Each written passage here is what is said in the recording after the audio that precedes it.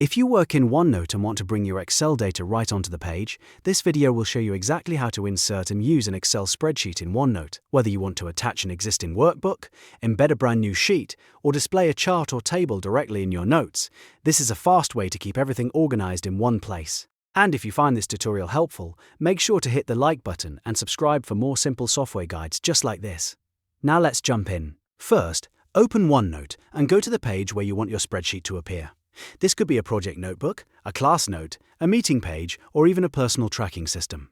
Once you are on the right page, look at the top ribbon and click the Insert tab. Inside the Insert menu, find the Spreadsheet option and click it. This is where OneNote gives you a few different ways to work with Excel content. If you already have an Excel file saved on your computer, choose Existing Excel Spreadsheet. OneNote will open a file picker and you can browse to the workbook you want to add. After you select the file, OneNote will ask how you want it inserted. This is an important choice because it changes how the spreadsheet appears on your page. If you choose Attach File, OneNote will place a generic green Excel icon onto the page. This is useful if you simply want to store the file inside your notes without showing the contents directly on the page. If someone double-clicks that icon, the file opens in Microsoft Excel, where the spreadsheet can be fully viewed and edited. But remember, with this option you will not see a data preview inside OneNote itself. If you choose Insert Spreadsheet, OneNote will place the file icon and also generate a static preview of the spreadsheet data on the page. This is a great option when you want to see the sheet layout, rows and columns right inside your notes without opening the file every time. It gives you a visual snapshot of your Excel content while still keeping the original workbook attached.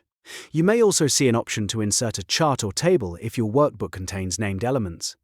This is especially useful if you only want to highlight one specific chart, table, or report instead of the entire spreadsheet. It keeps your OneNote page cleaner and lets the most important information stand out.